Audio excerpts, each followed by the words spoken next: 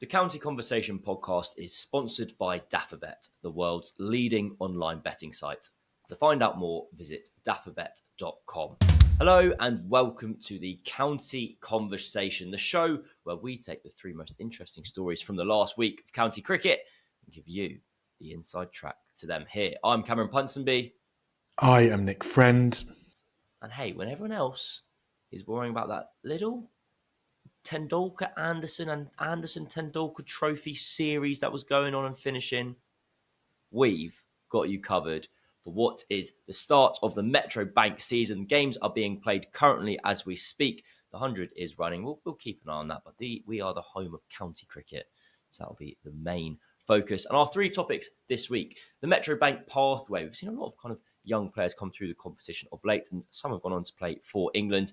We're going to have a little deep dive into the world at work there. The county transfer carousel, what's happening with moves between the sides this year, and what on earth happens to Tier 1 in the women's game while the 100 happens. But, Nick, first things first, the Metro Bank pathway. You've done a piece which I believe is coming out imminently for the Cricketer, where you spoke to Michael Yardy, kind of England under-19's head coach. And he was very kind of, effusive in his praise of the role that the Metro Bank has played in giving young players the opportunity, not just in the 50-over game, but where counties are more happy to go, you know what, they're good, 4-day stuff, T20 stuff.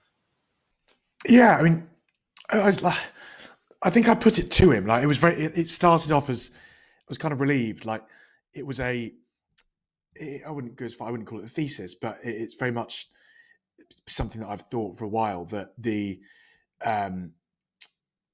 and I was quite, and I was sort of breathing a sigh of relief when Mike Yardy on the other end of the phone didn't say, "You're talking nonsense." But he made some really interesting points about it, actually developed it further than what I thought. My initial point was pretty straightforward, which was that the One Day Cup, at its best, it's never been explicitly described as a development competition. It was never laid out that way by the ECB, nor was it initially by the counties, because frankly, none of those could afford to say that out loud. But we've all got eyes and ears, and we know what we've been watching and listening to for the last 5 years. So we know that while it's not a development competition per se, it has developed players.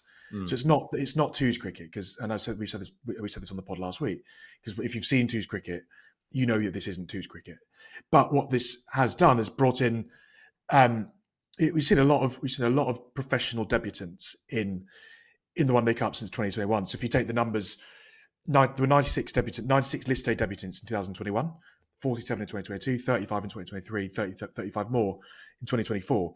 For context, there were 66 between 2017 and 2019. So the last 3 years of the competition as we knew it then. The last one being when Tom Banton got that. Did he get 100? I can't remember. He got match-winning runs at Lords for Somerset. Yeah. If you remember that, in May before the World Cup, which was why it was played in May that year. But it's opened the door by virtue of the 100 and the players being absent to a huge number of talented young kids since then. And for every, I'm reading you a paragraph of the piece here effectively, but for every Lovely Joe Gordon, Connor Marshall, Jordan Bullpitt, guys who frankly I can't recall. They played a couple of games, 1 or 2 games in the One Day Cup a few years ago, and they've not played professional cricket since. The reality is that those guys probably played more professional cricket than they otherwise would have done without the One Day Cup taking on the role that it has done in that time. But for those three, you've also got, fewer of these, granted, but John Turner, Jacob Bethel, Gus Atkinson, Rayan Ahmed all made their professional debuts. So not List A debuts, their professional cricket debuts in the 100. If you look at the age of those guys now, particularly Bethel, Metro Bank. Sorry, in the One Day Cup, yeah. If you look at the age of those guys now, Bethel and Rayan in particular, I think, but Turner and probably Atkinson to a lesser extent. The point that Yardy made, I think, is a really interesting point. Actually, is that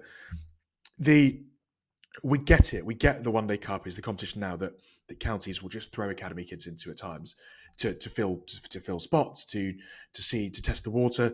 But actually, what the success of some of these youngsters in that competition has done. And Turner's a great example, because Turner was, I think, leading wicket taker, certainly in 1 year, maybe in 2 years. What it's done is it's sort of given confidence to the counties that actually these guys can do it, and that young players can be thrown in a little bit younger to sort of adult competitions, as it were, the county championship, the blast, and from there you see.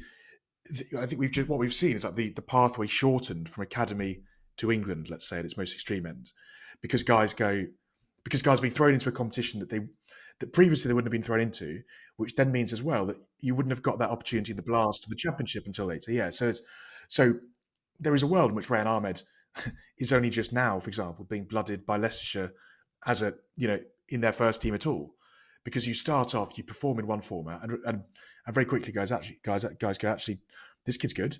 And there's another interview I published an interview this morning with Ed Barnard, the Metrobank king, as we framed him. He made a really nice point about. I asked him this is a similar question. He said that the thing he's noticed is that you hear when you're a first teamer, an established first teamer, you hear about all these young kids coming through. This guy's a gun. This guy's a jet. This guy's going to be amazing. Watch out for this lad. He's going to play 100 tests. All that stuff you hear all the time. He said the big difference that you've got now with the One Day Cup is actually Kai Smith, who he's heard all about, and he's seen his scores in the twos, and the 18s coach has told him how good he is. Kai Smith comes into the Warwickshire first team. He bats at 7. He keeps wicket, and they're 50 for 5, chasing 290 in the quarterfinal last year against Worcestershire. And Kai Smith whacks an unbeaten 100, wins in the game. And all these senior lads in that team turn to each other and go, geez, this lad can play. Yeah. And it's sort of that validation, I suppose, for all those things we, as club cricketers, like we hear all the time. This kid's amazing. Watch out for him. He's going to be the ones in 3 weeks. All that on a much smaller scale. But this competition has sort of given that gateway. And the second part of that he talked about was that for someone like Hamza Sheikh, for example, who's gone on to captain England 19s, when he first came to that Warwickshire side in the One Day Cup, the immediate, whereas often kids come in and they're quiet and they're trying to find their space and what am I doing here kind of thing. Oh my God, like that's a bloke I've grown up watching. What you get in the One Day Cup is that Hamza Sheikh's playing for one team. Let's say Charlie Allison's playing for another team. Often Hamza Sheikh will know far more about Charlie Allison, Luke Benkenstein, these lads he's grown up with at Bunbury, England, Youth Lions, all that stuff. And suddenly the captain comes to those guys and you get this sort of like this gateway into being part of it. If that makes sense. And I think all of those little bits just accelerate the development of youngsters in a way that I don't think existed 7-8 years ago. Something I was taken by when reading the numbers that you mentioned earlier, that there was 90 List A debutants in 2021, and now we're down to kind of third. There is one caveat on that first year. That was the COVID 100, the first 100. There were much stricter rules then about who could jump in and out of the bubble and stuff like that. And so there are many more replacements into the 100 when guys with COVID and that kind of thing. But it's still, regardless of, yes, there hadn't been like the List A competition the year before. There was all these reasons why that number would be higher, because people who would have debuted at 18, for the sake of argument, didn't have a year of cricket at 18, so they debuted at 19. And that number has shrunk dramatically in the years since. And it feels like, and correct me if I'm wrong here, it feels a little bit like you're kind of entering this sweet spot now where before it's running at the same time as 100. Let's just play the kids. Whereas now teams are taking it more seriously and they want to play their best team possible because it's a chance of silverware. They saw what it meant to Leicestershire when they won a couple of years ago, for example. But they are still missing a few people from the 100. So there are those gaps in the side, and those gaps are now being filled by the best youngsters where they actually really, really believe that they have potential to make that step up to the next level. And so there is kind of now a refinement, whereas before it used to be play the kids, and now it's play this kid. I think, yeah, and I think beyond that as well. I don't think it's no longer just kids. I think a good example, if you take Dayush Ahmed, who was the winner, as it were, of the pilot revival of the MCC Young Cricketers programme. So the winner of that, I think it was 22 players being coached by Graham Swan, whittled down to 15, who would then play a few matches, and then a bit like the old football icon days, like the best player gets a deal. That deal for Dayush Ahmed is with Gloucestershire and is a rookie contract for the One Day Cup. And I think where those spots used to be filler spots, let's call them, what we're now seeing increasingly is sort of like using the One Day Cup as a breeding ground and as a testing opportunity. So it's not just Dayush Ahmed, it's the 4 guys, for example, who've been signed from Saka for this year's competition, which I think is the most that Saka have had for a single One Day Cup, signed for that. We've seen older guys being signed into the One Day Cup. There's a guy called Joe Pocklington who bowls left arm spin, who's playing for Nottinghamshire via his performances for Lincolnshire. Another left arm spinner called Andrew Neil, who I think is 25 and has joined Hampshire. Yeah. So there's a little bit more. And sure, on one hand, they're looking and going, well, this guy we know is a safe pair of hands, and he'll get us through the competition. But I think when you sign, and to the wider point around Saka's reason for existing, it's not just the South Asian pathway, it's also the whole point and the success of Saka has been around producing ready-made cricketers, guys who are ready to go into first-team cricket rather than guys who are academy level who then palm off to another academy to grow. So Pocklington, Neil, there are other examples that are not currently coming to my head. But the point is that if you look at the contracts that have been signed ahead of this year's competition, among youngsters, they are generally guys who've been around the Young Lions and the 19s recently. Ben Dawkins at Kent, Ben Mays at Hampshire, Joe Dawkins Dawkins or Hawkins. What I've got, I might go the wrong around. One of them's at Derbyshire. I think I'd be surprised if Alex French, the tall Surrey seamer, didn't have a contract to play to at least be around that squad. So I think, like what we're seeing now is the guys who've not, the guys who are, I suppose squads are deeper as well, at a lot of counties. They don't need to dip into their reserves quite in the same way. If you take, in this interview with Ed Barnard, he says that, they've got a lot of talented kids. You mentioned a kid called Charlie Taylor, I think is a 15-year-old seamer. It's been mentioned at 15, you must have something about you. Yeah. But he also said, we're only missing 7 players to the 100. So we've actually, Warwick's attack this year for the One Day Cup today, where at the time of recording, they're about 130 for 9, but they've got Hannon Dalby, Bamber, Barnard, Booth, which is basically their Red Bull seam attack. So not every county's in the same boat, but I think what we're seeing is where guys are being thrown in as youngsters now, it's increasingly, as you say, with like the actual future in mind, like how good can this guy be for us rather than, well, it's cheaper this way. You mentioned squads. Somerset have taken an unusual step and they have announced their squad for the entire Metro Bank competition. They don't need to do this. It's not a requirement in any way, shape or form. And the news out of it is that kind of Metro Bank legend, Andy Umeed, isn't in it. And it feels like I'm putting words in Somerset's tweet here, but it feels like that's the purpose of the tweet, is to tell people that Umeed won't be playing in this competition. Umeed is leaving at the end of the year, but it just feels weird. Why wouldn't Umeed be getting a game? Well, I actually reported this a few days ago when it was announced he was leaving. You can read in the cricket.com that we said he'd been omitted for this competition. I find it mean-spirited, I think is the best word I can come up with for it. Like, he's being released at the end of the season because, he's not, I think he's hardly played a T20 game for Somerset, if any. He's averaged 21 and a bit in the Championship, but he's averaged 57.57 in the One Day Cup. And look, I think you either decide that it matters or it doesn't. And you've got a guy who has scored consistent runs. I think he's been the second highest run scorer and the third highest run scorer in the 2 years he's played in the competition for Somerset. You either decide, if the competition matters, you pick Andy Umeed in it because he's your best batter in the competition, as the records will show for the last 2 years. If it doesn't matter, then on one hand you can go, well, we're going to look to the future. On the other hand, you could say, well, he's still under contract. And my personal view is that if it doesn't matter, I kind of think you owe it to someone to sort of keep them in the shop window and give them a chance. And I'd also say, if it doesn't matter, so we're going to look to the future, then why have you picked Josh Davey, Ben Green, and Casey Aldridge in the squad, who are all also leaving? So I don't think you get to have one, not the other. Is there a difference between their scenarios about why kind of maybe Davey, Aldridge, they will bowl seam, so they just kind of needed more? You're going to have to play seamers across the competition. As a batter, you could just pick Tom Rowe. You could pick Tom Rowe, but if you want a batter who averages the best part of 60 in the competition over 2 years, you probably pick them, don't you?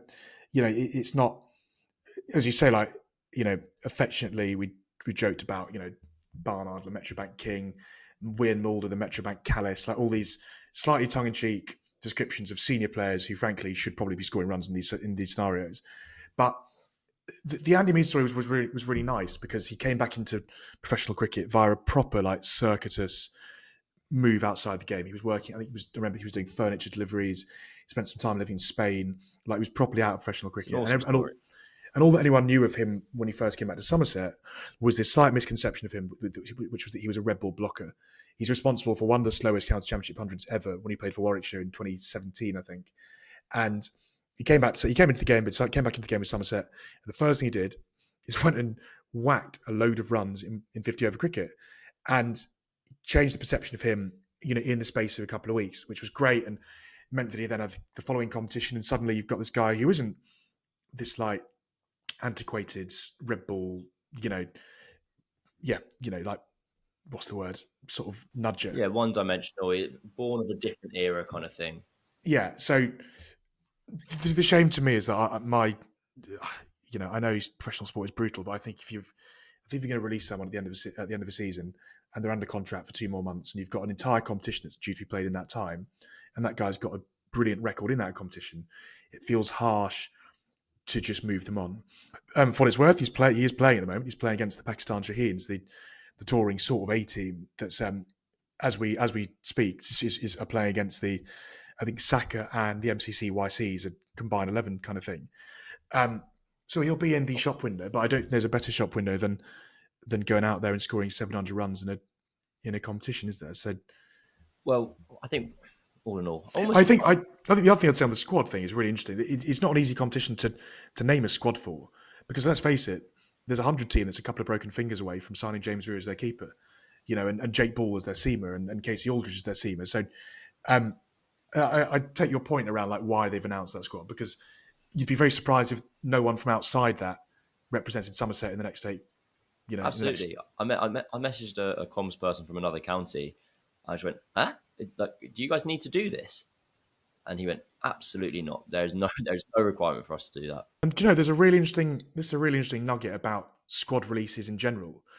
There is no need for any county in any competition to name their squad on social media anywhere the day before a game. As we both know, the reality is when there's a 14-man squad named, we generally know where a couple of those guys in that 14-man squad are going to be instead. Like, you always look at that squad and go, well, we know why you've put that guy in to keep people on tenterhooks or whatever, or to show people he's still around. But, you often know that someone's injured but has been named in the squad, or he's playing for the twos or anything. There is no requirement for counties to put out a squad like that. All they need to do is name an 11 at the toss. Well, I kind of almost hope there's a little bit more going on with the Umeed situation than currently meets the eye, because strange one to say the least. Right, that's the end of part 1. We'll be right back with some county transfer carousels in part 2. The Cricketers' award-winning team brings our subscribers news, features and insight on county and international cricket every single day. You can try us now by signing up for £1. Yes, you heard that correctly, just £1 at thecricketer.com/digital. The county transfer carousel is up and running this year. There's loads of moves, to be perfectly honest. Gloucestershire having a bit of an exodus, but so too are Somerset. And for the most part, we're seeing kind of seamers on the move. So some of the kind of biggest movers, Ajit Singh Dale has gone up to Lancashire. There was quite a strong statement from Gloucestershire about how they disagreed with his belief that for him to pursue potential international honours, he felt he needed the move.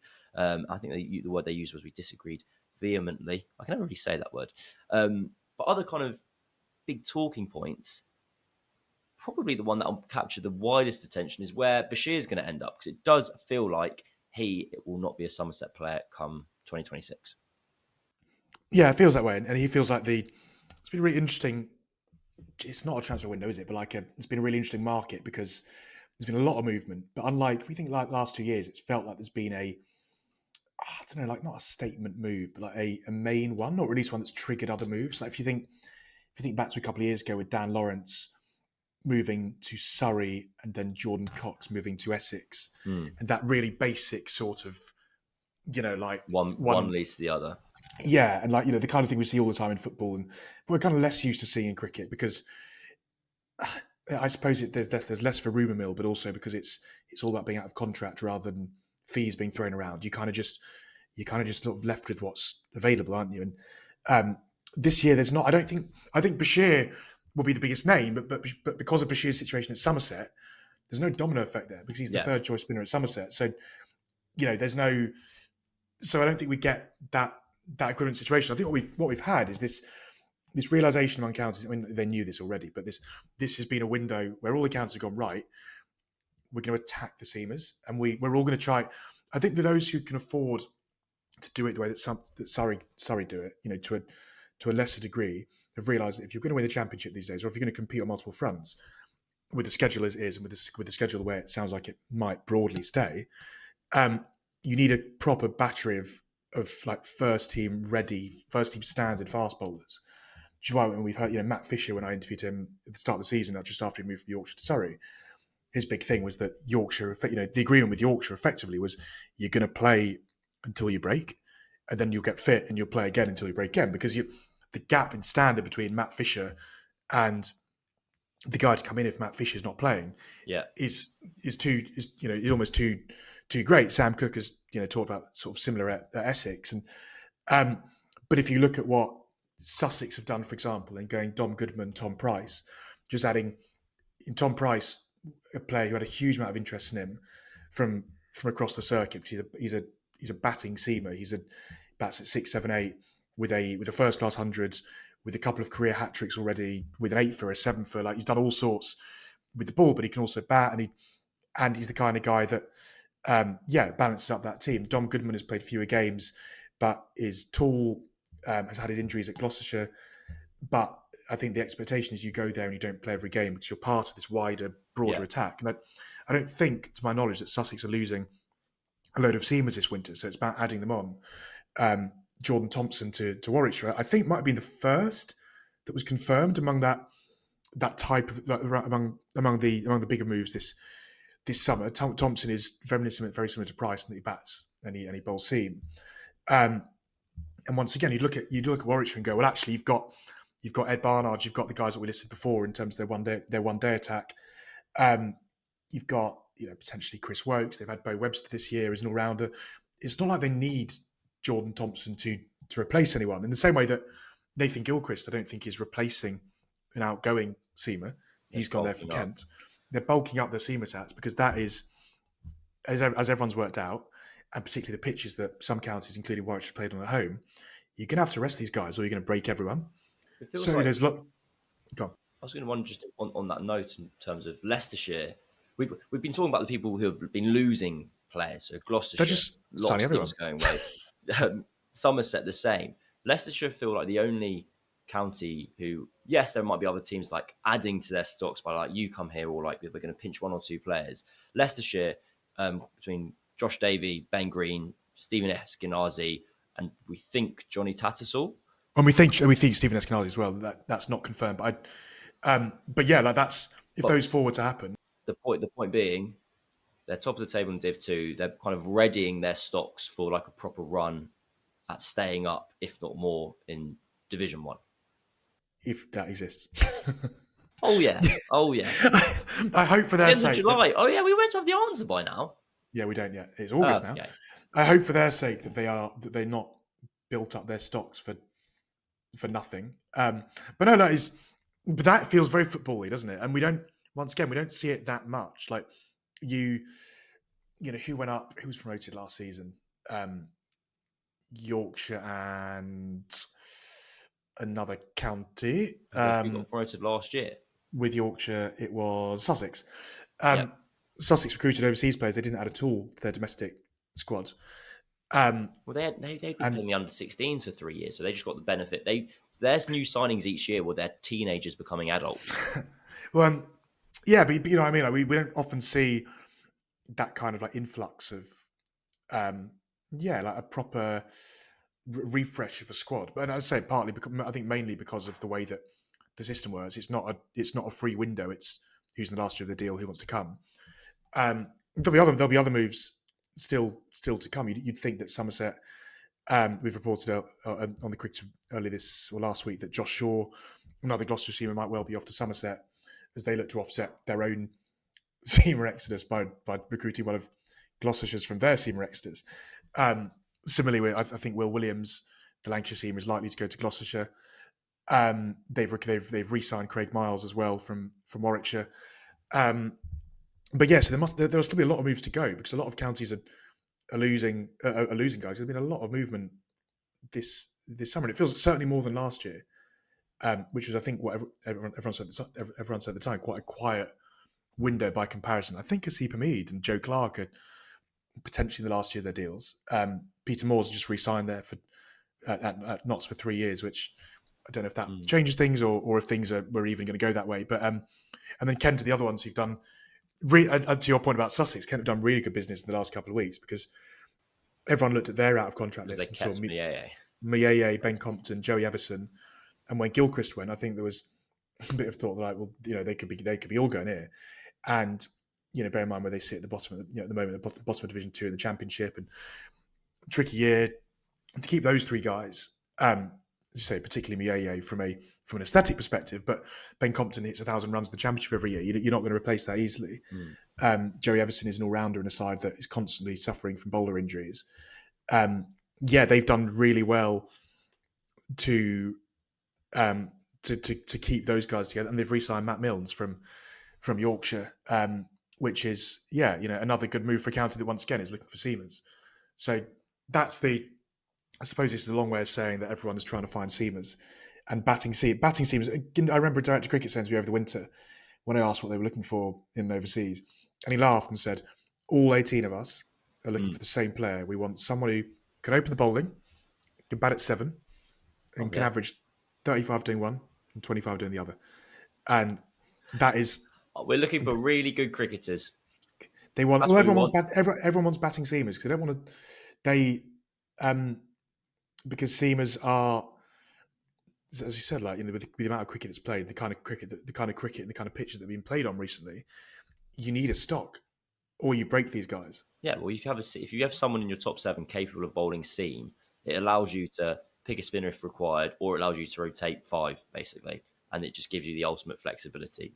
Right, the cricket draft, our friends at the cricket draft, a lot of players on the move at the moment ahead of the 2026 season, and we're also going to have some new players in and around the Metro Bank. I'm going to go first with, I think, the most obvious cricket draft selection of the summer, Tilak Varma. He has opened his account with a duck, but come on, he's going to score bucket loads. Get him Ul Huck, get one of the overseas batters who, yes, it's not a twos competition, but there are occasionally going to be some youngsters having a bowl who are making a big step up, and these big boys, these big strong boys are going to score loads of runs.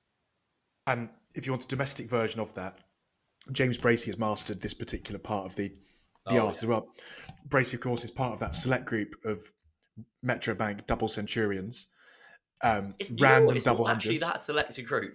No, you're right. It's actually quite an inclusive. Pretty sure James Bracey, Ollie Robinson, Ali Orr. Ali Orr. Wow, I've forgotten that. I feel like there's another one as well. It's a funny old competition, but Bracey has opened his account with 80 odd in 60 balls against Derbyshire, who have got a much changed attack at the moment. And I think Bracey said before I could be putting words into his mouth completely, but I think he said that he feels like list A 50 over cricket is his best format. He's opened the batting. He's got a double 100 to his name a couple of years ago. He's got 80 odd already in this one. And he keeps wicket for you in your draft team. So there you go. Shout out as well for our other end of the spectrum. I can't offer you much here on the best name in the opening round of fixtures. Romano Franco of Glamorgan. I believe he's left. He's a 7. I believe he's a teenage left arm spinner. I think he's an 18-year-old left arm spinner. Quite interesting guy though. I think until he was 16, he was a keeper, and within 2 years, he's gone from keeping wicket to bowling left arm spin for the reigning champions, no less. The Glamorgan Metro Bankers. Bowling left arm spin. I've said it before. I've said it again. My strongest opinion, my most strongly held opinion that I know to be false. If you bowl left arm spin and you're not a professional cricketer, you're a failure. Why you ever bowling a bad ball, you should all have made it. And it is also why I've been teaching myself to bowl left arm spin recently. And in 2026, I'll be debuting it in the Surrey Championship. Thank you. It's now on record. Anyway. Is that true? I've always been able to do it just about. And now I've just rolled my arm over a couple of times, and it's getting to the point where it's like I need to add some pace because at the moment it's like 35 mile an hour. But You're just a pound shot Kellaway, aren't you?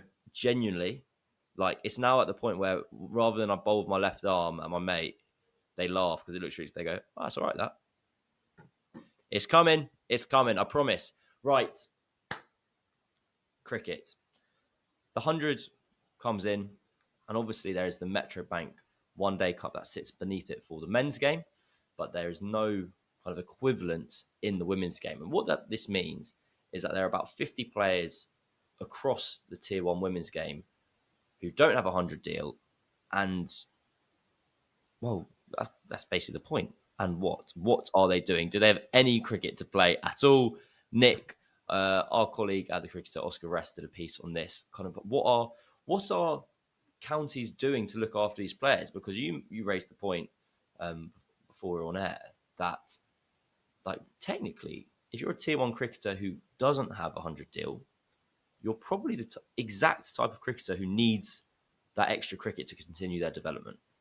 Yeah, and you're almost certainly a teenager or early 20s at the latest. If you think of like the evolution of the women's game, the the, the players who stuck around long enough, essentially held out long enough for domestic professionalization, as in were like, if you're old enough to hang around to get that professional deal, that you've been playing amateur county cricket for years and finally waiting that opportunity, you're of a standard which that means you're good enough and you're probably going to go into one of those 100 deals because that's if that makes sense.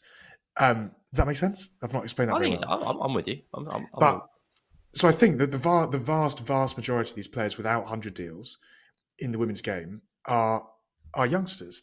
And if you're a youngster, you're probably, if you take a couple of counties, Somerset, for example, who've got a lot of their squads without 100 deals, a lot of their squad were sort of first year professionals when they signed. They are the players you'd say need the most cricket in them, the most development put into their system, the most experience to gain. And now here we are, and as much as we're talking the men's game about, the August being the problem child, you've got this select group of players who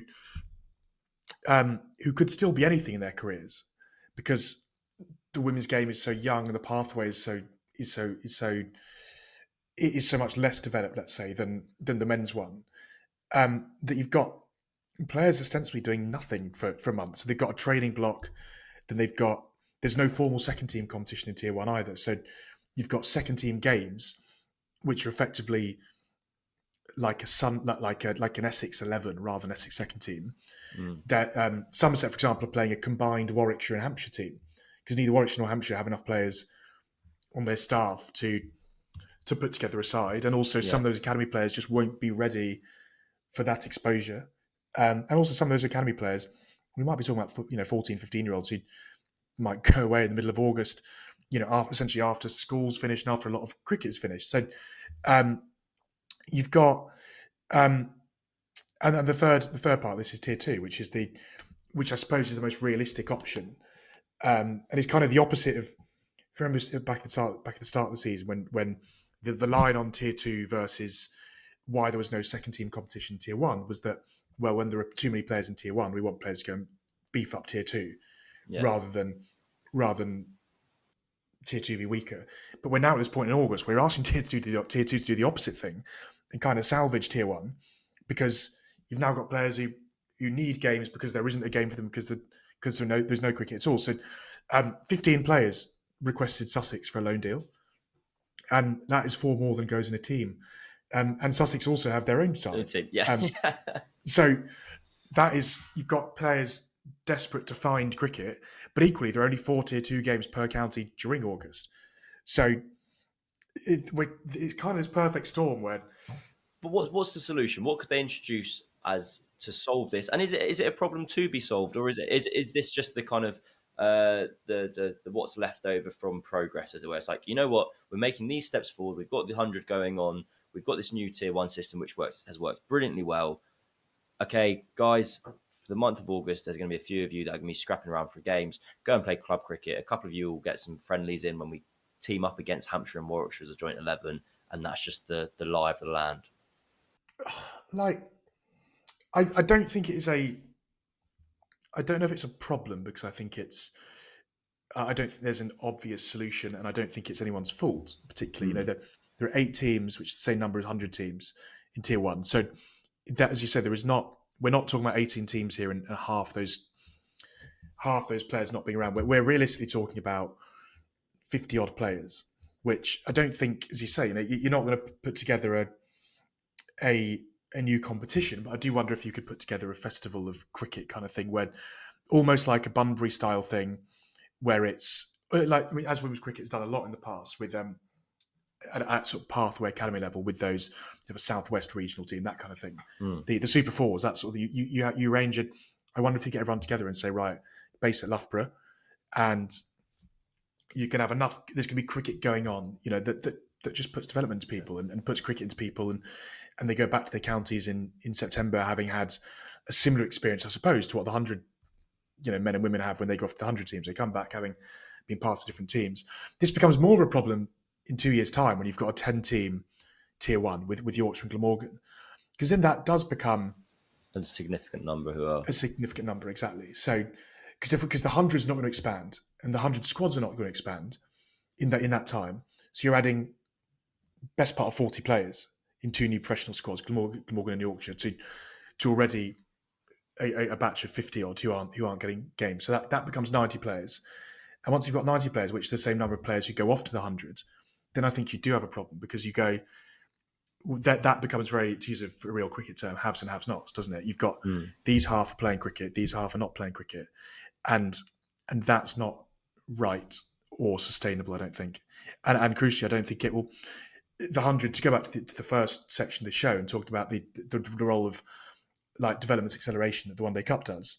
The 100 massively does that on steroids for some of these young players. In the men's game, take Rocky Flintoff, for example, who, for all the chat about whether he should or shouldn't be involved in it this year, he is still going to spend a month with world-class players in a competition with enormous exposure. So if you take that back to the women's game, and if you've got the players coming back for the 100 with the development they'll have, if you then have half of the program who aren't playing any cricket at all, then they risk getting left behind, don't they? Be interested to see how it plays out. They've got that challengers team at the moment, which is kind of an example of trying to fill that gap, or the idea of like the in-between stuff, and whether it could be a case of, because there's not going to be enough teams to play a full competition below the 100, but whether your idea of kind of like a Bunbury type festival where you just kind of get everyone together for a week at Loughborough sounds good to me. Anyway, Nick, this has been the County Conversation podcast. It's brought to you and sponsored by DafferBet, the world's leading online betting site. To find out more, visit dafferbet.com. That's everything for this week. We'll be back with more Metro Bank action. It's pretty much the main topic of conversation for the next month. We'll keep you up to date from start to finish, every match. I'm down at Guildford tomorrow for Surrey's opening fixture. I think you're at Radlett, I believe. Is that correct? And then I'm at Guildford on Friday and Arundel on Thursday. Lovely. Doing the real outground tour this week. I'm going to see so many gazebos. The Gazebo World Cup, hosted by Metro Bank. I've been Cameron, Nick's been Nick, and we'll see you and speak to you again very soon. Goodbye.